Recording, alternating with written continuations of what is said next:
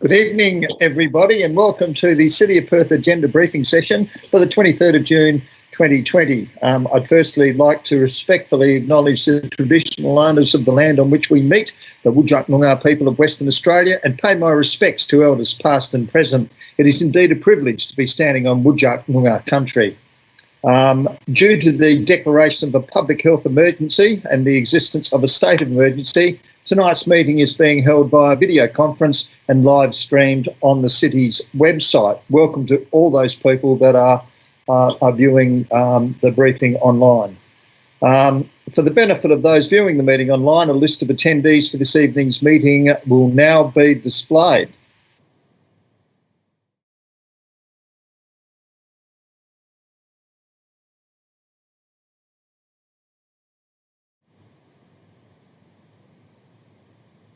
And if it hasn't been yet, well, I'm sure we can do it a little bit later on. So, Scott, if you're listening, I'd just ask if you could check that out, or somebody from governance. Thank you.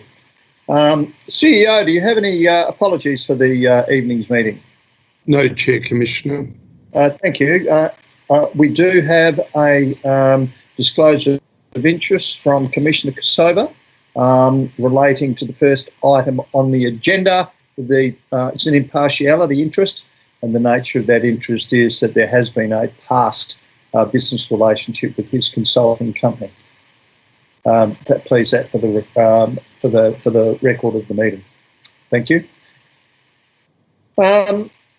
Matters for which the meeting may be closed. Yes, we do have one, and it's relating to the confidential item 6.19 Memorandum of Understanding, and so we'll go behind closed doors at the end of the meeting. And from here on in, we have the officers' reports on which commissioners can ask questions and seek explanation. So item 6.1, Happy Heart Proprietary Limited. Northbridge Precinct, the match funding grant for the illuminated street sign. Commissioners, please. Thank you, Chair.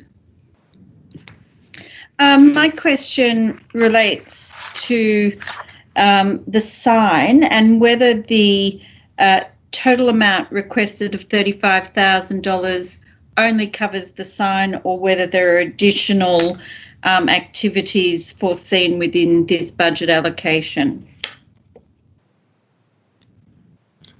Through you, Chair, can I suggest we ask Virginia Withers, our Senior Sponsorship Officer, for that response? Thank you, CEO.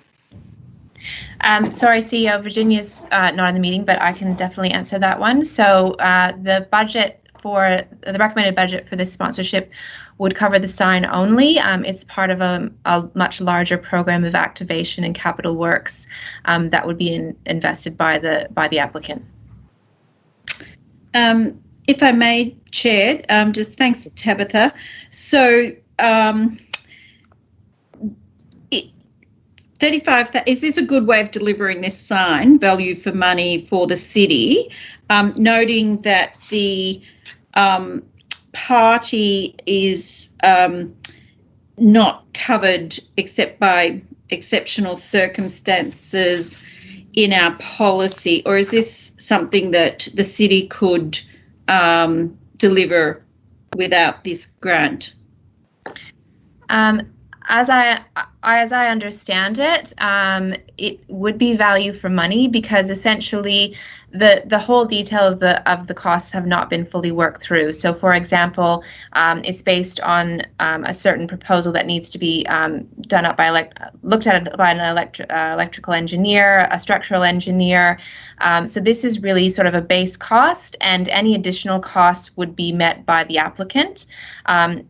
From my experience with this type of projects, I think it is quite good value for money, but I can take that on notice and provide a more fulsome analysis if you like. No, that's really good. Thanks, Tabitha. And the positioning of the sign, I love it, by the way. I notice it's a little bit along the street. Is that the ideal positioning of the sign, or is that as a result of the applicant location? At the moment, the proposal is based on the location of the electrical poles, which were proposed to be the support system. As I mentioned, that still needs to be worked through, and the exact final position of the sign will be dictated by the structural engineer's report and what's feasible within the poles or the heritage fabric around the sign. So I think that there's still a little bit of wiggle room against the exact final location of the sign. Okay, thanks, Tabitha. Thank you, Chair. Thank you, Councillor. Commissioner Kosova, do you have any questions? Yes, thank you, Chair, Commissioner. As Commissioner McMath said, I think it's a great idea. I like the sign. I think it's an excellent proposal. A couple of questions. Forgive me for delving into the minutiae, but just trying to understand. So the sign, I'm guessing, is only going to be, so when illuminated or when installed, is only going to be visible from a perspective looking north towards it. It's not obviously going to be double-sided, I'm guessing. Is that the case? That is correct, yeah. And I couldn't see anything in the report as to whether the discussions that you've had with the proponent in this instance have extended as far as who's going to be responsible for maintenance or repair of the sign, should that be required, and also for paying the electricity bill to keep it switched on. I'm just wondering if your discussions have gone into those territories. Very broadly, the details of that would be worked out in the sponsorship agreement, but we do have a standard precinct development sponsorship contract, which holds the sponsorship recipient to all future maintenance. So another example would be the planter boxes that Historic Heart have delivered, for example. Okay. Thank you. Thanks, Commissioner. Okay. I don't have any questions or comments. I think it's a grand idea as well. Item 6.2 is the revocation of Council Policy 14.3, the de-licensing of underage events. The Commissioners asked for some more detail on this at the last ordinary council meeting. So, Commissioners, any questions or queries? No, thank you, Chair. No, thank you. Quite straightforward. Commissioner Kosova? Okay, thank you. Oh, thank you. Okay, and once again, item 6.3, also very similar nature. No question, Chair. Okay. Nothing from me either. Thank you, Commissioners. Okay. The next item is the item 6.4, major events 2020-2021, and firstly I'd like to commend the efforts of staff in bringing forward such a comprehensive report. Well done to all concerned. Commissioners, we'll obviously have some comment on this. Who would like to start? I'm happy to start, Chair. Thank you, Commissioner McMath. My first question relates to page 19, where we have a table that outlines the financial risk to the city. And I note that that includes a cumulative total, including staff costs. What I'm interested in, taking by way of example the Skyworks event, at what point would the city need to commit a significant amount of external funding to this project from a time point of view? So if we were to decide at this point in time, based on the information we have, to proceed, at what point would we need to make a contractual commitment externally or withdraw from it without severe financial penalty to the city? Through you, Chair, could I ask Tabitha to respond to that, because there is some detail that's important to cover here. There's multiple suppliers, not just one supplier. And if you're talking about just the fireworks, then that is different to the lead time on all suppliers. But if it's okay with you, Chair, I'd get Tabitha to go into the detail. Yep, thank you. Thank you, Chair. Thank you for the question. So essentially, Murray is right. There are quite a lot of complicated tenders. It's about 10 tenders in total for this event. The fireworks component is $455,000 in itself. The staff costs are a total of $571,000. So in terms of the significant external investment in contractors, I suppose when it starts to really ramp up is in September and October. By the end of October, we'd be looking at an investment of $200,000 in external contracts. That is based on our assumption that contractors will be willing to enter into contracts with terms of a cost recovery only. So essentially that we would say to them that there's a high risk around this event. Should the event be cancelled, we will compensate you for your costs to date. So we've based it on our understanding of what our suppliers typically accrue in terms of expenditure throughout their contract life. And so by end of October, we'd be looking at about $200,000. By end of November, about $390,000. End of December, $675,000, and then the majority, obviously, around the end of January. Of course, that is all dependent on the terms that the suppliers are actually willing to enter into with the city. Thank you, Tabitha. Chair, may I just have a follow-up question, please? So we're in uncertain times, and we're all encouraged by the progress we've made with respect to managing the virus under the leadership of the state government. But on this basis of the rapidly changing times, and hopefully all for the better, I guess in asking that question on the Skyworks, at most we're looking at $200,000 to $300,000 to buy some time in order to make a final decision. I noticed, Tabitha, I really thought that the committee input was really valuable, especially around the Skyworks and the city involvement. But I also noted that there was quite a compelling response to question 1 around the survey applicants' willingness to attend an event with more than 100,000 people, and that would only be 40%.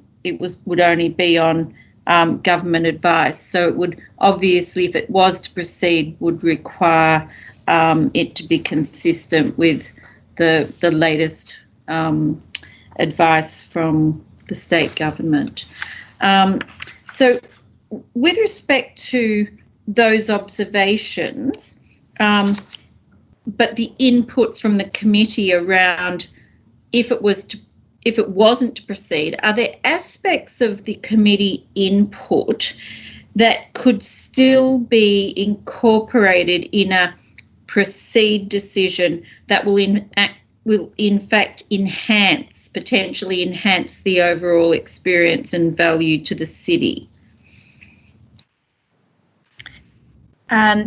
Through the chair, if I may, we can certainly look into that, but it would be at additional cost. So the alternative options are for Australia Day, including the family events trail, the markets, the lighting, etc., the Birak concert. The Birak concert is part of the usual costs for Skyworks anyway, but all the rest of it that's probably about a cost of $100,000. So that would be an additional cost, and probably additional staff resources as well. We probably couldn't do both within the usual event team and resources that we have for Skyworks. So that would need to be considered. But yes, everything's possible with the lead time that we have. Thank you. Thank you, Chair. Thanks, Commissioner. Commissioner Kosoba. Thank you, Chair Commissioner. Through you to either the CEO or to Tabitha, in a similar vein to Deputy Chair Commissioner McMath's questions, I'm just wondering if administration is able to further dissect the Skyworks cost tally that's shown in the table on page 19, so that we can get a little bit more line of sight over the cost components that are attributable to different functions or events that have cumulatively been put under the banner of Skyworks, recognising what Tabitha said earlier, that I think it was in the order of around $450,000 has historically been attributed to the actual cost of the fireworks specifically, with the total of all other costs being inclusive of all of the supplementary work and events that occur on the day. So firstly, yes, if that could be provided somehow ahead of the council meeting or in the agenda for next week's meeting, I'd be most grateful for that. And through you, Chair Commissioner, just a further question I have is, I'm just interested to understand, recognising that when the Skyworks event was cancelled on the day in 2017 as a result of a tragic aviation accident, I'm interested to know what was the cost to the City of Perth of the cancellation of that event only hours before the fireworks were due to occur. And I appreciate if staff don't have that information at their disposal. I'm happy for that to be taken on notice and responded to in due course. So thank you. Thank you, Commissioner. Yeah, I've got a few questions and observations as well. Just going back to the, Tabitha, if you could, the table relating to the incremental expenditure, if you like, on page 19. With the Skyworks, it would be good if we could have just appended next to the numbers on Skyworks, end of July, August, September, October, what actually the staff costs were involved along every month of those. So we can just get an idea of what are our embedded costs and also get an idea of what the what actually are goods and services that, and obviously the things that are proposing more risk. A couple of other questions. I've got some comments to make after about these events, but I'll ask some questions about the other events. With New Year's Eve, it seems to me that whether we have an event or not, a lot of people will come into town. Would that be right? Well, we can't stop them, can we? No. Yes, if that's the question, then absolutely. A lot of people would come into town, which does create a risk for the city if we don't manage those crowds, particularly in the current environment. So, therefore, let's look at a scenario of, given the announcement on Monday, which in fairness to the staff writing this report, they weren't aware of, where we've gone to phase 4 and we're now told that, wonderful news, that phase 5 awaits us, all things going well, July the 15th. Based upon that advice, we are probably going to get a lot of people come to town anyway, and what concerns me is if we don't continue to plan and apply resources to New Year's Eve, I think if Western Australia's done really well with COVID, which we have, people are going to be in a highly celebratory mood, and we are going to have a lot of people in town.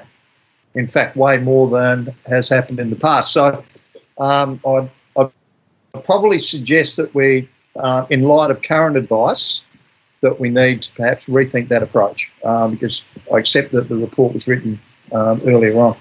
The other issue with the Christmas nativity scene, and well,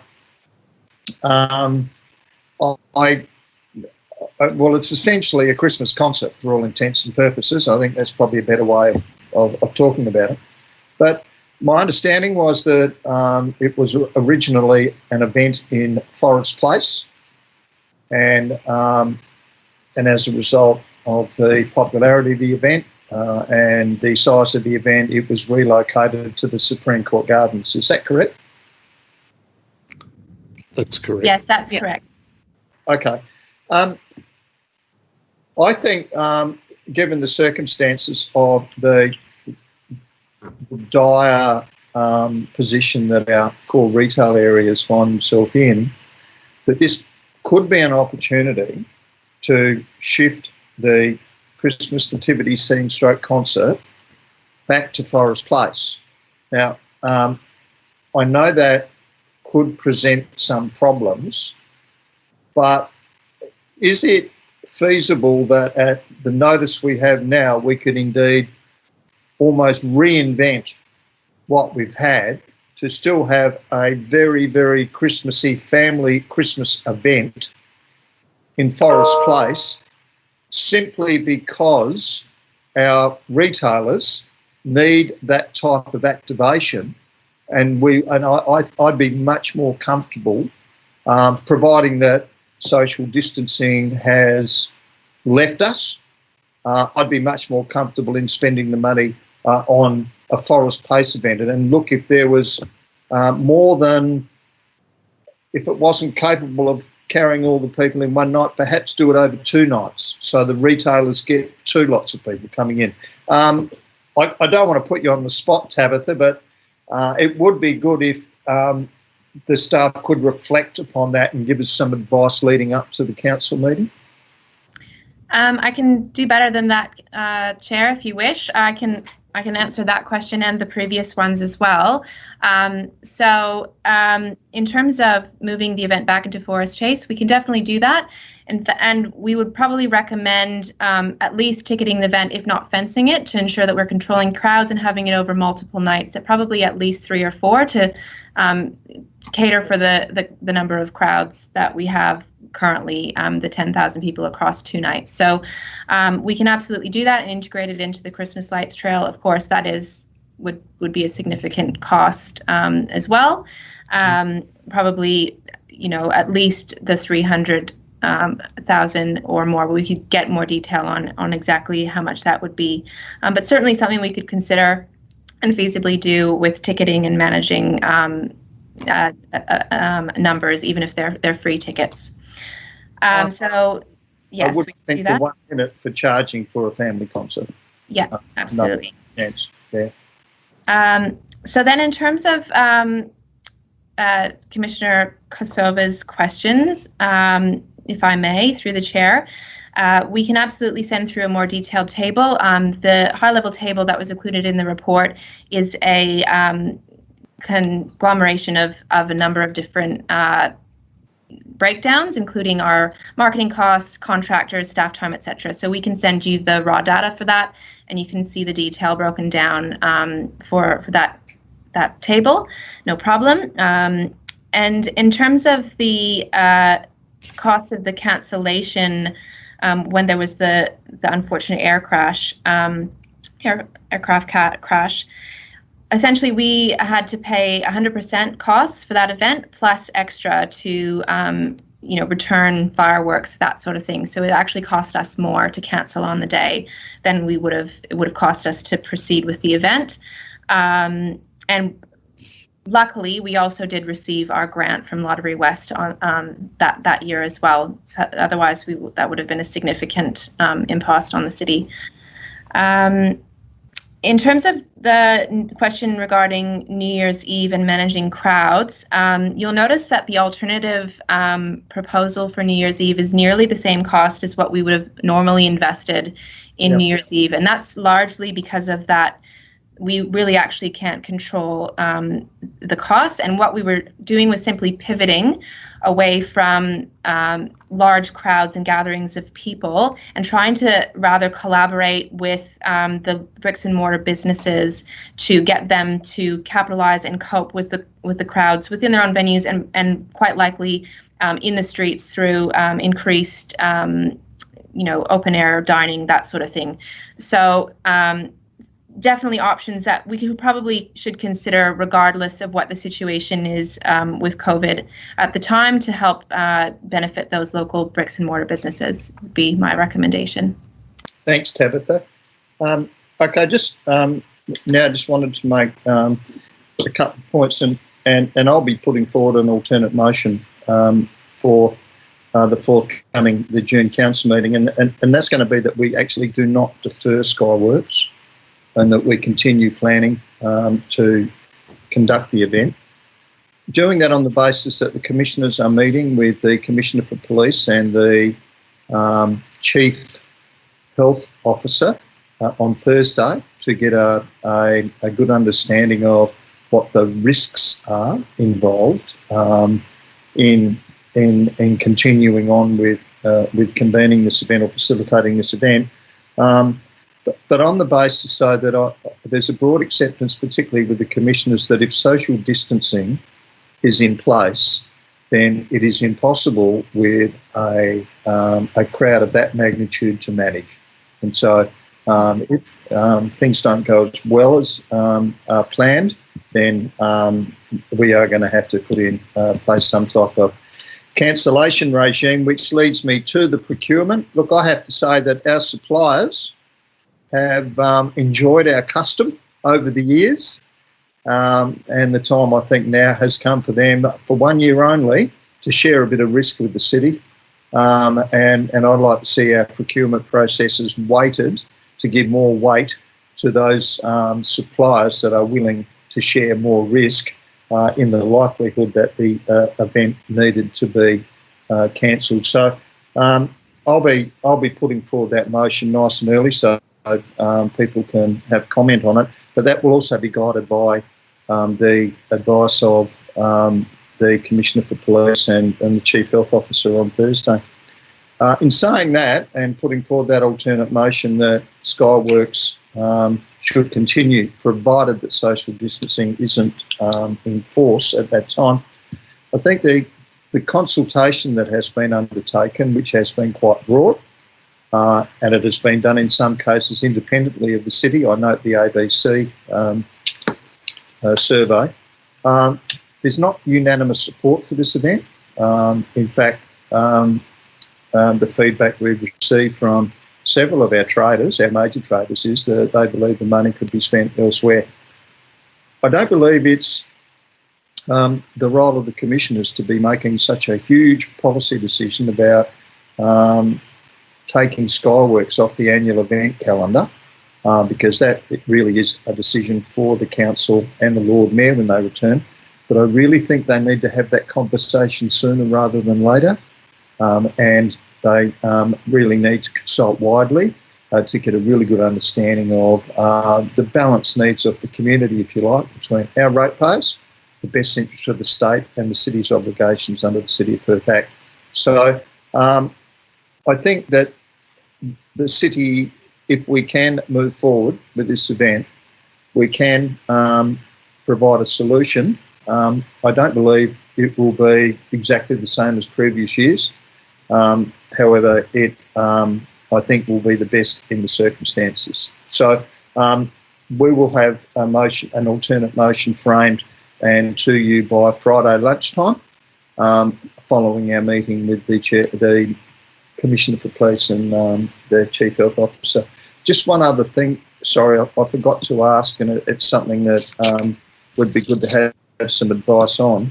The event is the Burak event,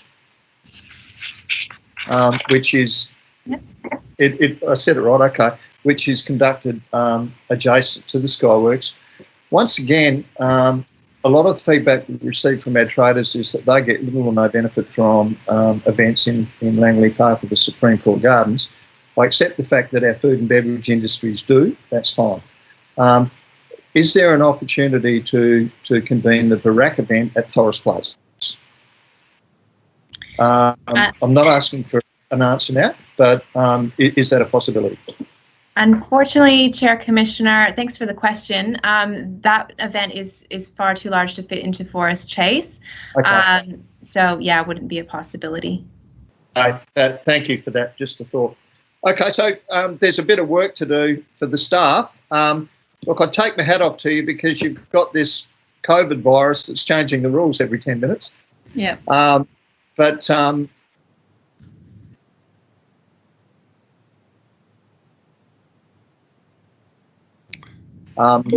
we'll all need to work together, I think, to achieve that. So thank you to all the staff that have been involved with that. A truly magnificent effort. Excuse me, Chair.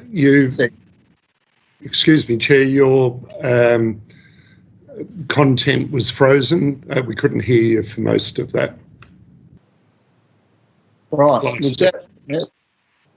Was that from everybody? Oh, hell. Okay, that doesn't matter. Can you hear me now? Yep. Yes. Okay. All right. It must be a problem with our network. Okay. Do commissioners have any further comments on that? No, thank you, Chair. Okay. Moving on to the renewal of lease. 6.5. I have one question, and that is, looking at the delegation, it seems that the CEO has delegated authority to do with this anyway. Is there a reason why this has come to council? Thanks, Chair Commissioner. I'll need to follow up and check that and get back to you if that's okay. And certainly item 3, I don't think you delegate something that's already delegated.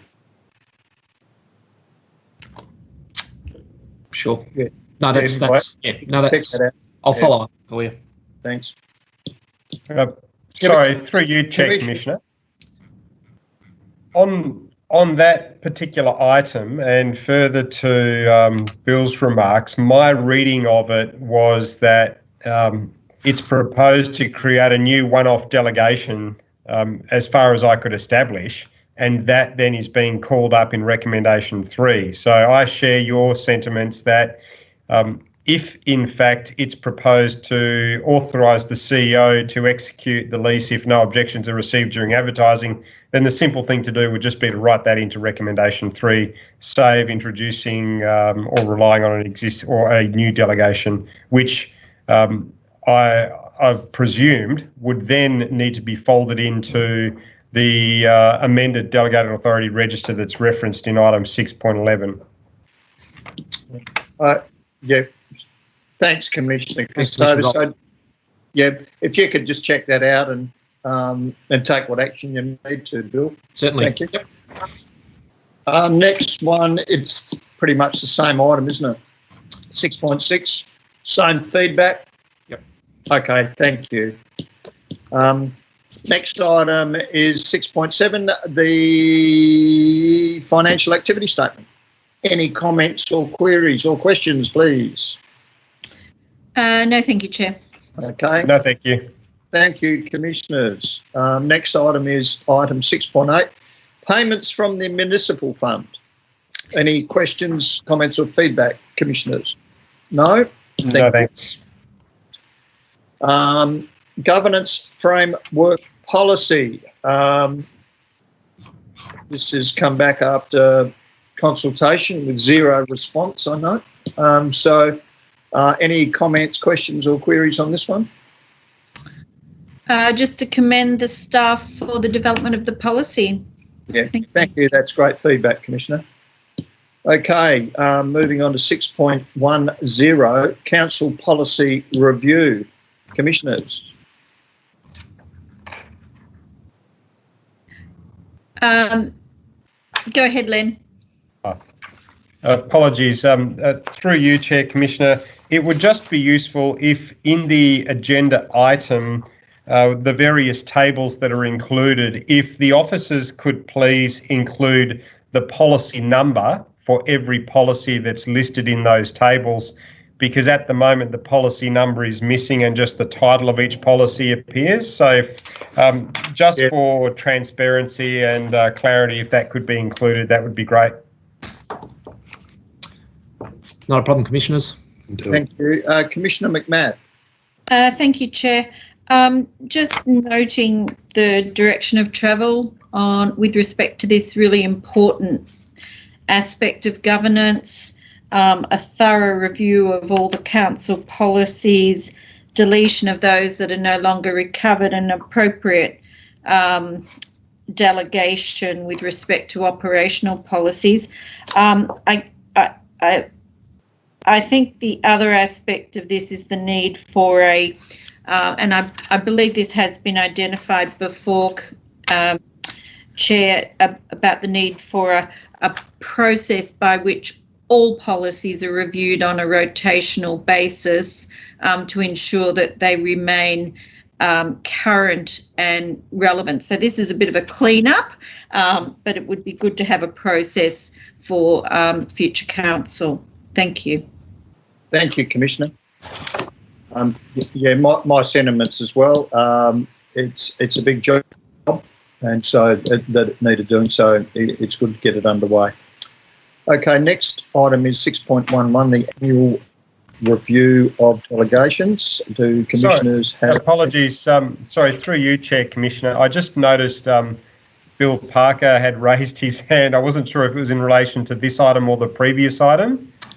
Apologies.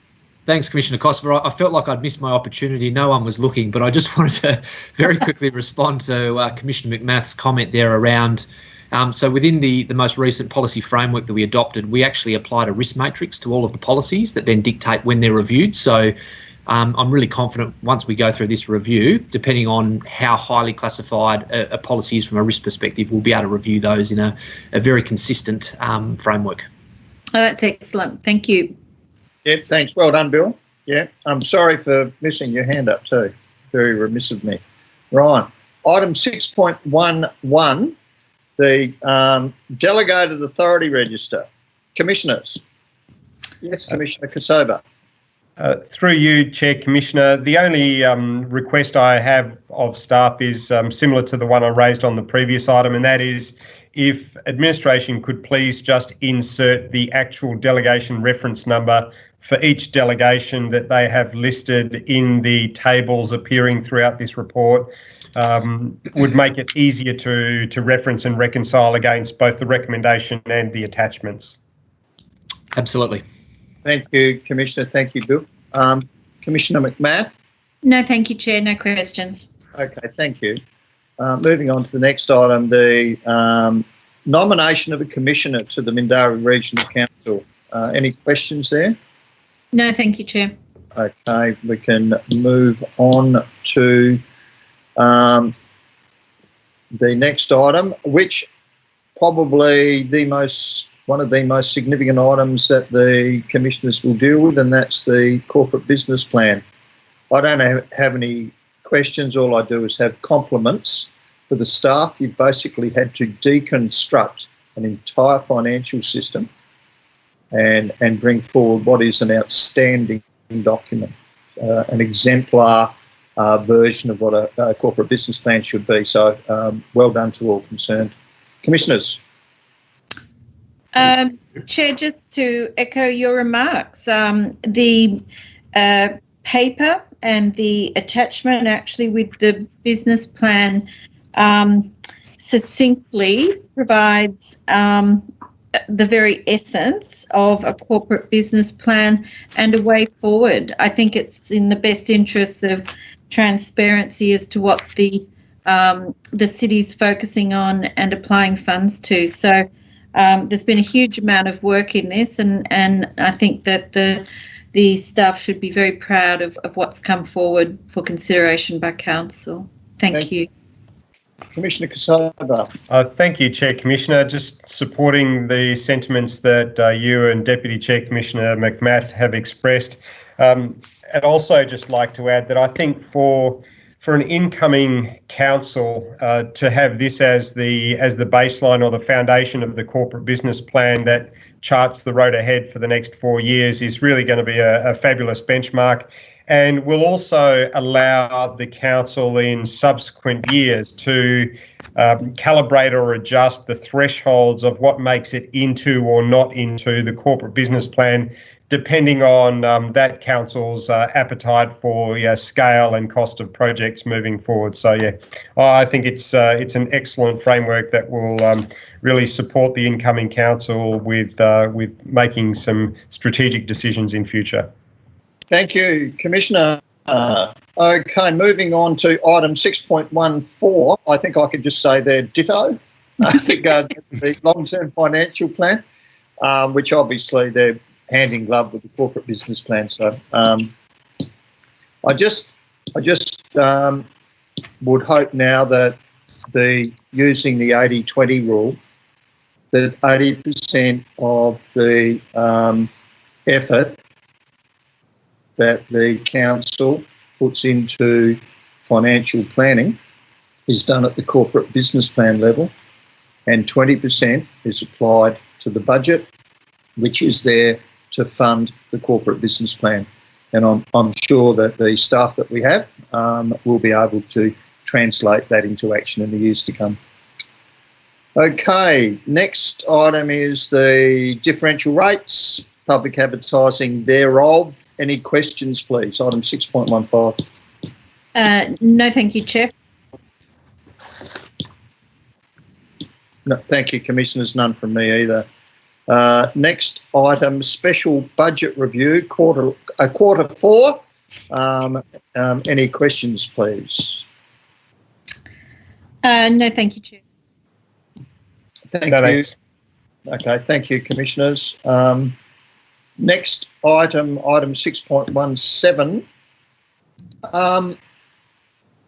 I just had some questions relating to if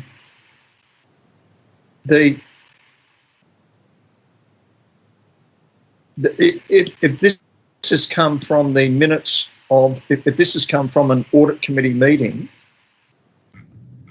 should we not be looking at the minutes of that meeting? Or Bill, can you provide some information on there? This sort of, I'm glad you've raised that, Chair Commissioner. Sorry? I'm glad you've raised that. We did have a discussion only minutes before coming into this meeting to that exact effect. So if it's okay, we'll take that away and undertake a review and make sure that those minutes are presented along with those couple of items that require a decision of council. We are working, as you would be aware, we are working on a revised format for the presentation of those minutes and any subsequent recommendations that come from that committee. Hopefully that'll be implemented by next month. Okay, thanks. So we'll have this back next month after those processes are implemented. So you don't want to see those items before those processes are implemented, or? Well, yes, we do, but I'm just saying, so we will still deal with this as a standalone agenda item. You're comfortable with that? Yes, it's comfortable with that. New process will apply from next month if that's acceptable. Right, and the report is silent upon the audit committee having supported the document. So, and I note that the only reference is the last box where it says Officer and Audit and Risk Committee recommendation. Yep. I'd like to please at least have the date of the audit committee and some confirmation that it was voted upon and approved, please. Valid feedback. Thank you, Chair. Thank you. Other commissioners? Yes, Commissioner Kosova. Sorry, Chair Commissioner, it's something's just leapt out at me, and I'm just wondering if when Bill is doing that review, could you please also review the appropriateness of on page 118 of the agenda papers on this report, under the heading of legal and statutory implications, it makes reference to Regulation 17 of the Local Government Audit Regs. I'm not convinced, without having reread them, that that's necessarily the right reference, but I'd be happy to stand corrected. But if someone could please just review the applicability of that, would be great.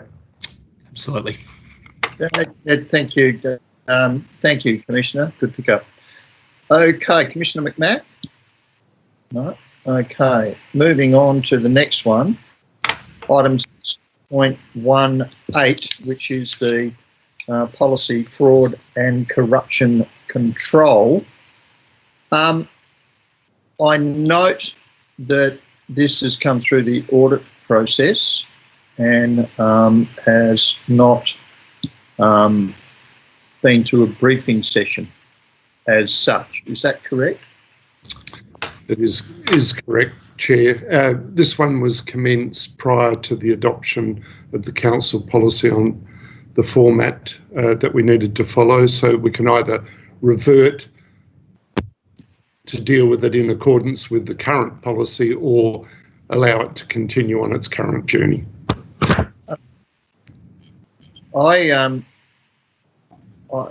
Given that we are going to eventually receive the findings and recommendations of the inquiry into the City of Perth from Commissioner Power and the Minister, I'd be happier to defer consideration of this until we've actually seen those recommendations, because I think we need to respond at a policy level in some way, and this may be one of the areas that we need to respond with. So I can move a motion of deferral at the council meeting if you so choose, or you could choose to withdraw here.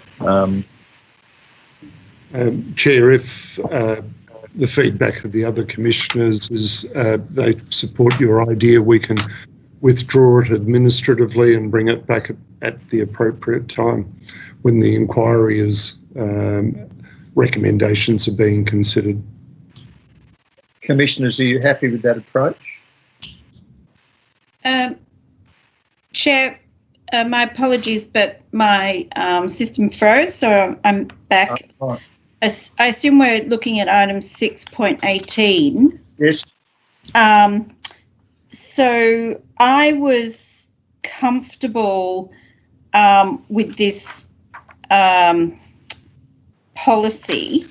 I think the input to be informed in the plan with all the available information, especially the inquirer's report, is the important aspect of taking this high-level commitment into action. So it was more around making sure that the plan development was informed as opposed to a support for having a policy around fraud and corruption. So I was comfortable with the paper as it stood. It was really just the implementation of the plan timing. Okay, all right.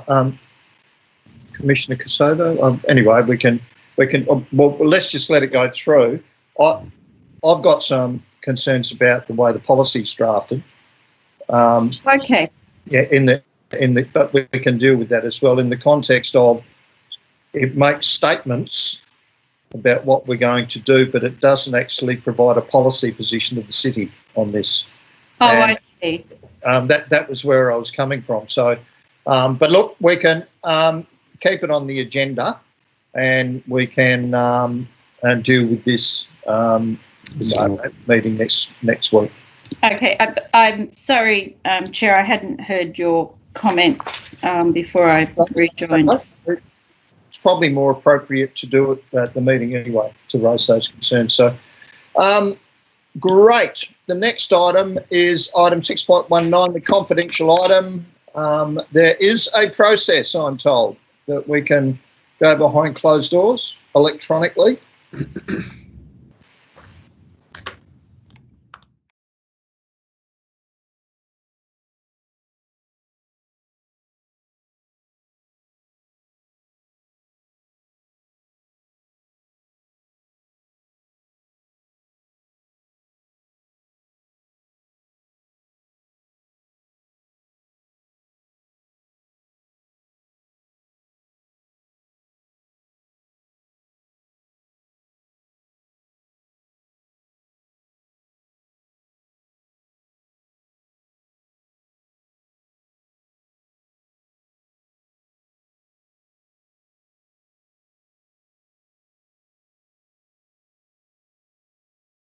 Kaya, good morning, Yorgas, Marman, Kullingas.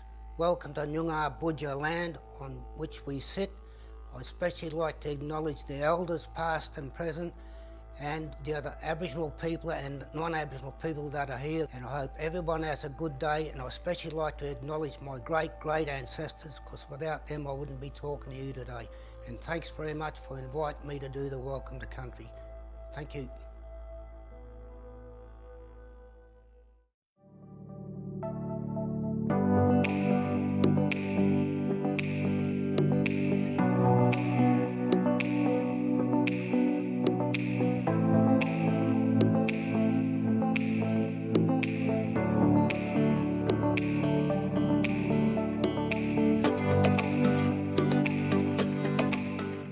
To me, reconciliation really means it's a two-way learning.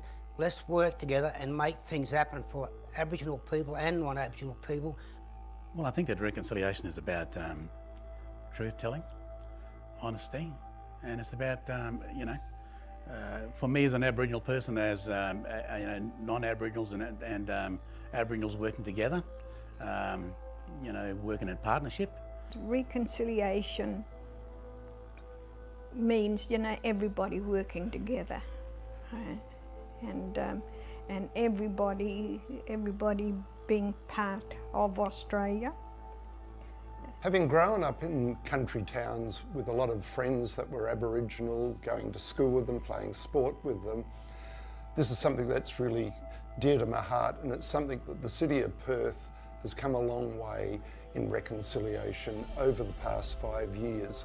Where we can get together and make things happen, and we've got to think about the future, and our kids, they're our future, and we've got to look after them, because they, as we pass on, we've got to hand things back down to them, and the only way we're going to do it is let's all work together and support each other.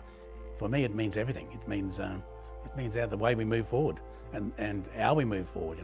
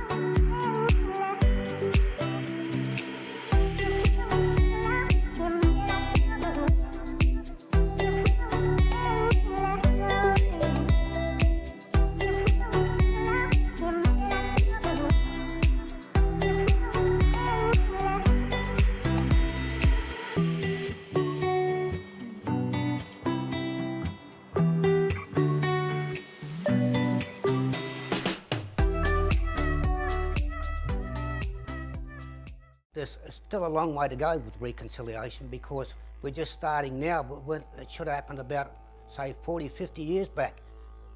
Well, reconciliation is like, you can go as far as you want, but I think there's got to be the first steps forward first.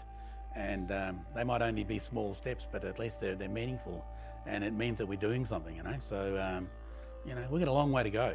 I'm looking further than 2020. I'm looking at 29, and that's when we were hoping that the reconciliation, what would help is that the government recognise us as the first people here in Australia.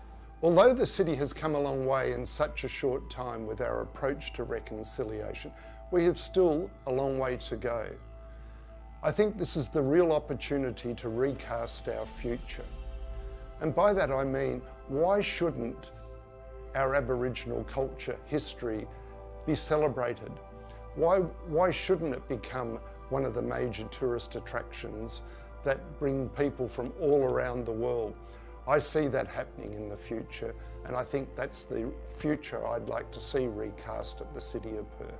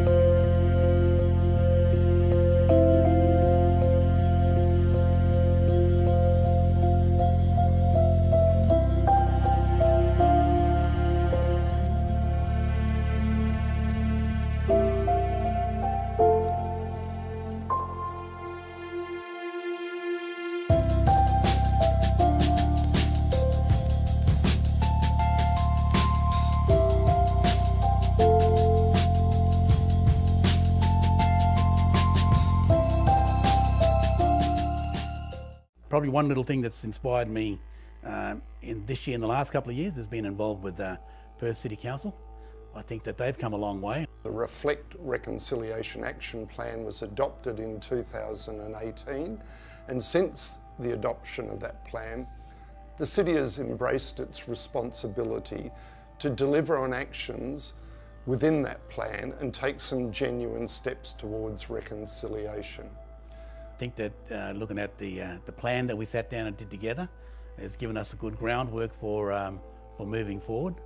Collaborating with the traditional owners has really helped the city learn about our history and culture and that of the Aboriginal people.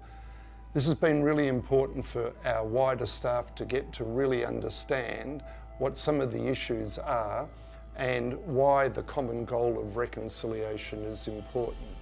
You know, never be ashamed of your colour or your culture. Hold your head up and be proud of it, where you come from.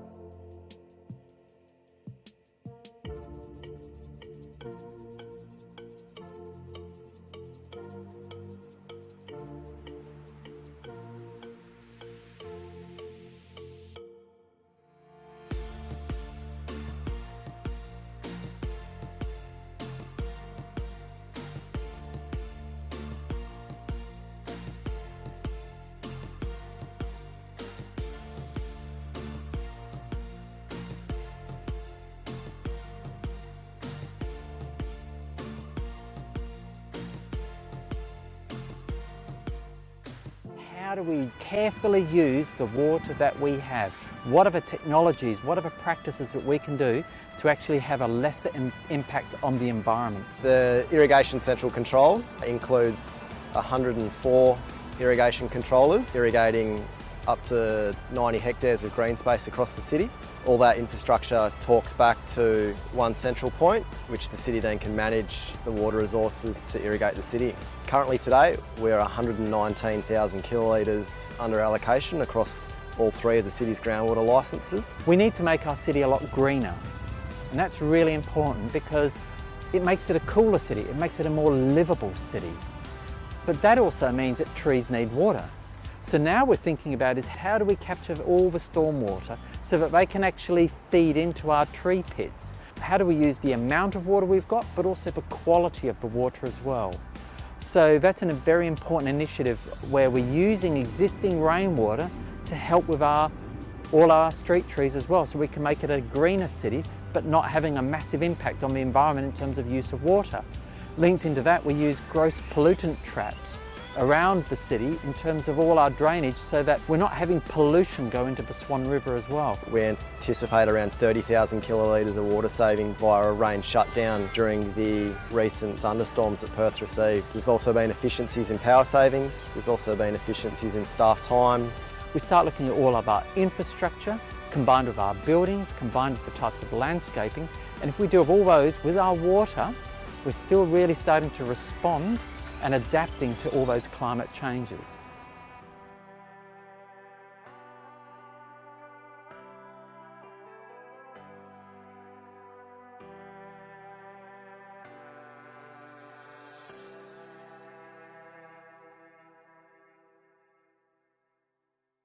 Everyone used to dress up. Yeah. Everyone was proud in those days, dressed up to the tops, hats, ties, suits, and all that, you know, had a good time there. Yeah. Yeah, and I was thinking, oh, look at this. You know, everybody, it looked so good, and I was impressed with the band and the people. Yeah. The people who ran, they were so dressed up, you know, really dressed up. Nat King Cole and his wife come over, and Bill Bodney presented him with a boomerang. And these are the original photos from back in the old Coolaboo days, and everyone used to have a great time. We used to do all sorts of dances, the Okey Pokey, the Pride and Waltz, and get ready for Saturday night. Yeah. And I felt lost when I went in because, you know, I'm just from the country and I'm here with all these flash people. Yeah, and they all just dance so well. And so was it well attended by Nyungas? Oh yeah, yeah.